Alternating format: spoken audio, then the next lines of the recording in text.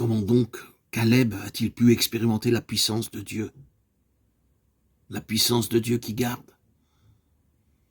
Josué 14,14 nous donne la réponse. Parce qu'il avait pleinement suivi la voie de l'Éternel, le Dieu d'Israël. Et comment a-t-il pu pleinement suivre le Seigneur? Cela nous est dit dans Nombre 13 et 14.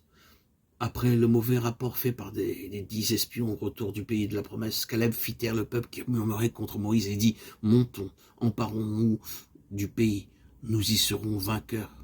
Nous pourrons vaincre. » C'est la déclaration d'une personne qui suit pleinement le Seigneur. Elle croit que la victoire sur chaque adversaire est assurée parce que les promesses de Dieu sont dignes de confiance et parce que le Seigneur est avec son peuple.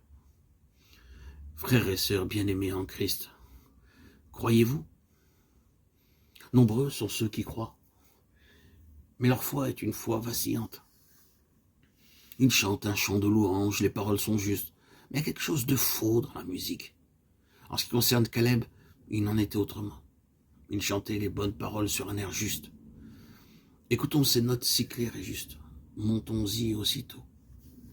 Une personne qui suit pleinement le Seigneur et qui reconnaît qu'il est fidèle, c'est quelqu'un qui fait la volonté de Dieu et qui l'a fait aussitôt.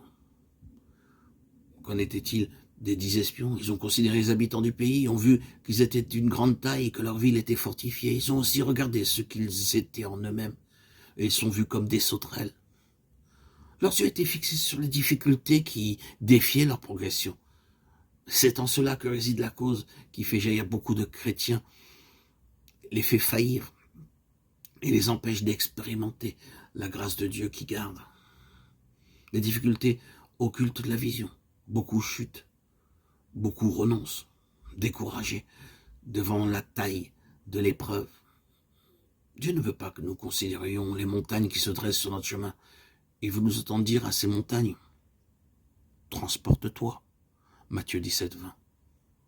Nombreux sont ceux qui pensent sans cesse à leur défaite, et en agissant ainsi, ils pavent le chemin pour d'autres défaites. La défaite est certaine si nous considérons sans cesse les défaites. Si nous conservons cette manière de penser, il n'y aura pas d'issue, ces pensées obstrueront le chemin. Nous sommes courageux seulement lorsque nous regardons aux promesses de Dieu.